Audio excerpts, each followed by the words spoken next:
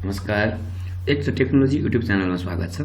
आजको यस श्रृङ्खलामा मैले ट्यालीमा रहेर कसरी गोडाउनहरू क्रिएट गर्न सकिन्छ र गोडाउनमा भएको एउटा गोदाममा भएको सामान अर्को गोदाममा कसरी ट्रान्सफर गर्न सकिन्छ भन्ने बारेमा जानकारी गर्दैछु र भिडियो अन्तिमसम्म हेर्नु होला। जस्तो लाग्छ त्यस्तै सल्लाह सुझाव प्रतिक्रिया दिन नभुल्नु होला र मन पर्यो भने लाइक गर्नु होला र अहिलेसम्म पनि हाम्रो युट्युब च्यानल सब्स्क्राइब गर्नुभएको छैन भने कृपया सब्स्क्राइब गर्नु होला। आउनुहोस् म भिडियोबाट सुरु गर्छु। सबभन्दा पहिला ट्याली खोल्नुहोस्। हामी ट्याली खोलिसकेपछि अब हामीले गर्छौं कसरी चाहिँ यसमा गोदामहरू बनाउन सक्छौं त भन्ने। यो गोदाम बनाउनको लागि चाहिँ मैले गोदामहरूको केही कारोबारको लागि चाहिँ एउटा एक्जाम्पल लिएको छु। यहाँ गएर हामी एक्जाम्पल हेर्न सक्छौं। मैले चाहिँ purchase 1000 KG Tilki rice @RS60 store in Ghorahi गोदाम। एउटा घोराईको गोदामहरू बनाउनु पर्यो। घोराई गोदाममा हामीले खरिद गरेको देखाउनु पर्यो। अर्को चाहिँ परचेज 500 लिटर तोरी oil @RS100 store in Tulsipur godown. अब हामीले चाहिँ फेरि तोरी ओइललाई चाहिँ तुलसीपुरको गोदाममा राख्यौं र यही मध्येको 1000 केजी राइस मध्येको 500 केजी चाहिँ हामीले घोराईको गोदामबाट तुलसीपुर गोदाममा ट्रान्सफर गर्ने भन्यो। अब यसको आधारमा हामीले सबभन्दा पहिला गोदामहरू क्रिएट गर्न पर्यो। कसरी गोदामहरू बनाउन सकिन्छ भन्ने बारेमा छ। त्यसको लागि चाहिँ फर्स्टमा ट्यालीमा गएर हामीले चाहिँ यो गोदाम भन्ने एक्टिभ आफैमा एक्टिभ हुँदैन। हामी इन्भेन्ट्री इन्फोमा गएर हेर्यौं भने यहाँ गोदाम भन्ने अहिले देख्न पाएका छैनौं। अब गोदामको लागि चाहिँ हामीले सबभन्दा पहिला या फिलाबिन बटन थिच्नु पर्यो किबोर्डबाट र यो इन्भेन्ट्री फिचरको अप्सन भएको हुनाले इन्भेन्ट्री फिचरमा जानुपर्ने हुन्छ। इन्भेन्ट्री फिचरमा जानुस्। अब यहाँ गएर हामीले फर्स्टमा भनेको छ यो जर्नल भित्रको काम अहिले हामी गर्दैनौं। यहाँ गएर यो दोस्रोमा स्टोरेज एन्ड क्लासिफिकेसनको पहिलो अप्सन मेन्टेन मल्टिपल गोडाउन भन्ने छ। यो मेन्टेन मल्टिपल गोडाउनलाई हामीले यास गर्नुपर्ने हुन्छ। यसलाई यास गर्दियौं र इन्टर गरेर एक्सेप्ट गरे पनि हुन्छ, नभए किबोर्डबाट कन्ट्रोल ए गर्नुभयो भने यो चाहिँ गोदामहरू एक्टिभ हुन्छ अथवा सेभ हुन्छ। अब हामी इन्भेन्ट्री इन्फोमा गएर हेर्यौं भने गोडाउन भनेर देखियो। अब स्टक ग्रुप, स्टक आइटम र युनिट अफ मेजर त मैले बनाउन सिकाइसकेको छु। आज चाहिँ हामी अब गोदाम बनाउनु पर्यो। गोदामको लागि चाहिँ गोडाउन्समा जाने अनि क्रिएट गर्ने। हामीलाई गोडाउन्स बनाउनु पर्यो। एउटा चाहिँ घोराई गोदाम बनाउनु पर्ने छ।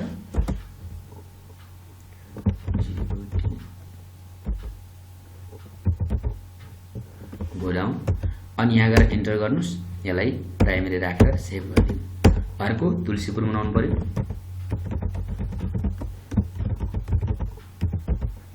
गोदाम यसलाई पनि हामी प्राइमेरी राखेर सेभ गरिदिन्छौँ। यसरी हामीले गोदाम बनाइसकेपछि अब हामीले क्वेसन अनुसार मैले राखेको एक्जाम्पलको क्वेसनहरू छ, यो अनुसार राख्नु पर्यो। 1 नम्बर क्वेसनमा purchase 1000 KG Tilki rice @60 store in Ghorahi godown भनेको छ। अब हामीले चाहिँ यहाँ गर्न पर्यो ट्यालीमा गएर हामीले चाहिँ यसलाई के गर्न पर्यो, अकाउन्टिङ अथवा इन्भेन्ट्री भाउचर जुनमा जानु भए पनि हुन्छ। म इन्भेन्ट्री भाउचरमा गएँ। यहाँ गएर परचेज भनेको छ। परचेजको लागि F9 बटन थिच्न पर्यो। रेफरेन्स कोड कति गएको छ हजुरको बिल नम्बर, त्यो रेफरेन्स कोड राख्नुस्। पार्टिज नेममा क्याश भनेको छ, हामी क्याश राखिदिन्छौँ। यहाँ गएर क्याश इन्टर गर्छौँ अनि परचेज लेजरमा परचेज भइहाल्यो। अब यहाँ गएर हामीले चाहिँ तिल्की राइस खरिद गरेको तिल्की छान्नु पर्यो। स्पेस गरेर तिल्की छानौँ अनि कुन गोदाममा स्टोर गर्ने भन्यो त यहाँ गएर हामीले गोदाम स्पेस गर्यौं भने गोदाम देखिन्छ। यो चाहिँ घोराई गोडाउनमा राख्ने भनेको छ। घोराई गोडाउन छानौँ। क्वान्टिटी कति भनेको छ त अब हामी यहाँ हेरौँ। क्वान्टिटीमा 1000 केजी, रेटमा 60। अब यहाँ गएर हामीले 1000 राख्छौँ। रेटमा चाहिँ 60 रुपीजमा हामीले खरिद गरेका छौँ। इन्टर गर्छौँ यसरी। अब अर्को पनि भनेको छ भने एवं तरिकाले यहाँ गएर हामी फेरि गर्छौँ परचेज 500 लिटर तोरी ओइल @100 स्टोर इन। अब 500 लिटर 100 का दरले हामीले खरिद गरेका छौँ भने फेरि जान्छौँ हामी ट्यालीमा। यहाँ गएर तोरी ओइल छान्छौँ हामीले। अनि चाहिँ यसलाई राख्ने भनेको छ तुलसीपुर गोडाउनमा। अनि 500 लिटर भनेको छ। रेट चाहिँ 100 भनेको छ। हामीले चाहिँ यहाँनिर 100 राखिदिन्छौँ। इन्टर गर्छौँ यसरी। हामीले यसरी स्टोर चाहिँ यसरी गर्न सक्छौँ। परचेज गरेको सामानलाई चाहिँ आफ्नो गोदाममा स्टोर गर्ने तरिका भनेको यो। यसरी इन्टर गरेर न्यारेसन हामीले लेख्न सक्छौँ अनि इन्टर गरेर सेभ गरिदिन सक्छौँ। यो चाहिँ हामीले स्टोर कसरी गर्न सक्छौं भन्ने भयो। 3 नम्बर र 4 नम्बर क्वेशनमा भन्छ transfer 500 KG Tilki rice Ghorahi to Tulsipur गोदाम। अब हामीले 500 केजी घोराई गोदाममा भएको चामल तिल्की चामललाई चाहिँ तुलसीपुरको गोदाममा ट्रान्सफर गर्नलाई चाहिँ हामीले अलसँग F7 बटन थिच्यो भने स्टक जर्नल भन्ने भाउचर आउँछ। यो स्टक जर्नल भाउचरमा गएर हामीले चाहिँ के गर्न सक्छौं त, अब कुन सामानलाई चाहिँ हामीले चाहिँ यहाँबाट बिक्री गर्ने हो त अथवा यसरी ट्रान्सफर गर्ने हो त। यता सोर्स भनेको छ, यता डेस्टिनेसन भनेको छ। सोर्स भनेको हामीसँग कहाँ छ भनेको, जस्तो यहाँ हामी स्पेस गर्छौं, हामीले पहिला केलाई चाहिँ ट्रान्सफर गर्ने भनेको छ भन्दा यहाँ गएर हेर्यौं भने यहाँ भनेको छ तिल्की राइसलाई भनेको छ। अब यहाँ गएर हामीले तिल्की राइस चुज गर्न पर्यो। कति क्वान्टिटी भनेको छ त 500, तर त्यो भन्दा पहिला कहाँ छ भनेर हेर्नु पर्यो। हाम्रो घोराई गोडाउनमा छ 1000 केजी घोराई गोडाउनमा भएको कति 500 केजीलाई चाहिँ हामीले ट्रान्सफर गर्नु पर्यो। रेट आयो अनि फेरि इन्टर गरेर स्पेस गर्नुस्। अब यताबाट हामीले सोर्सबाट हामीले तिल्की पठायौं भने डेस्टिनेसनमा पनि तिल्की पुग्नु पर्यो, तिल्की छान्नु पर्यो। अब यो घोराई गोदामबाट पठाएको हामीले तुलसीपुर गोदाममा राख्नुपर्ने, तुलसीपुर राख्ने।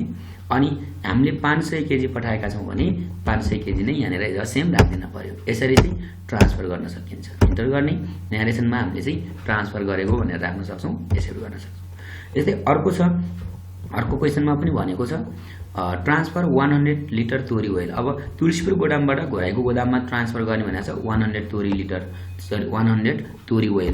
यहाँ गएर हामीले तोरी छान्नु पर्यो सोर्समा पहिला, अनि स्पेस गरेर तोरीको ओइल कहाँ छ भनेर हेर्नु पर्यो। हैन तुलसीपुरमा छ, तुलसीपुर छान्नु पर्यो। कति भनेको छ त 100 भनेको छ 100।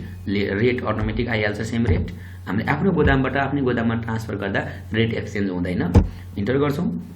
यहाँ गएर फेरि यताबाट तोरी पठाएपछि यहाँ पनि तोरी आउने भयो। अनि यहाँ गएर हामीले यसलाई राख्नुपर्ने भनेको घोराई गोदाममा हो। अनि हामीले 100 लाई चाहिँ हामीले ट्रान्सफर गर्छौं भने यहाँ पनि 100 आउने भयो। Rate is a same rate. Enter गर्छौं। हामीले यसलाई सेभ गरिदिए, यसलाई हामी सेभ गरिदिन सक्छौं। यसरी चाहिँ गोदामहरुलाई ट्रान्सफर गर्न सकिन्छ। अब यो ट्रान्सफर गरेको कुरा हामी हेर्न पर्यो भने चाहिँ सुरुमा त स्टक समरीमा गएर हेर्न सक्छौं। स्टक समरीमा गएर अल्ट F1 गर्यौं भने यहाँबाट हेर्न सक्छौं। अब यहाँबाट नहेरिकन हामी एकैचोटी डिस्प्लेमा गएर यहाँ इन्भेन्ट्री बुकमा स्टेटमेन्ट अफ इन्भेन्ट्रीमा गएर गोडाउनमा गएर प्राइमरी गर्यौं भने देखिन्छ। हेर्नको लागि चाहिँ हामी सबभन्दा पहिला डिस्प्लेमा जानु पर्यो। अनि स्टेटमेन्ट अफ इन्भेन्ट्रीमा गएर यहाँ गोडाउन भन्ने छ, यो गोडाउनमा गएर इन्टर गर्यौं भने यो प्राइमरीमा इन्टर गरेपछि यहाँ देखिन्छ। अल्टसँग F1 गर्यो भने डिटेल देखिन्छ। अब घोराई गोडाउनमा ओइल कति छ, राइस कति छ यहाँ देखाइरहेको छ। अब यहाँ गएर ओइलमा इन्टर गर्यौं भने ओइल कुन ओइल हो त, तोरी ओइल। अनि चाहिँ राइस हेर्यौं भने कुन राइस हो त, तिल्की राइस भने यसरी। अनि मेन लोकेसनमा कुन छ, तुलसीपुर गोडाउनमा कुन छ भनेर यसरी राखेको छ। यसरी हामीले चाहिँ गोडाउनहरुमा भएको स्टकहरुलाई हेर्न सक्छौं। भने ट्रान्सफर गरेको हेर्नुपर्ने छ भने चाहिँ इन्भेन्टरी बुकमा गएर स्टक ट्रान्सफर भन्ने छ, स्टक ट्रान्सफरमा गएर हामीले हेर्यौं भने केलाई ट्रान्सफर गरेका छौं यहाँबाट यसरी देख्न सकिन्छ। यो त रह्यो कसरी चाहिँ स्टकहरुलाई एउटा गोदामबाट अर्को गोदाममा ट्रान्सफर गर्न सकिन्छ र कसरी चाहिँ ट्रान्सफर गरेको कुराहरुलाई हेर्न सकिन्छ र स्टोर कसरी गर्न सकिन्छ एउटा गोदाममा भन्ने बारेमा। आजको भिडियो यति नै थियो। हजुरहरुलाई भिडियो कस्तो लाग्यो, जस्तो लाग्यो त्यस्तै सल्लाह सुझाव प्रतिक्रिया तलको कमेन्ट बक्समा गर्न नभुल्नु होला। र तपाईलाई भिडियो मन परेको छ भने लाइक अवश्य गर्नु होला। र यतिन्जेलसम्म भिडियो हेरेकोमा यहाँहरुलाई धेरै धेरै धन्यवाद भन्दै म आजको यस भिडियोबाट छुटिन चाहन्छु। हस्त नमस्कार।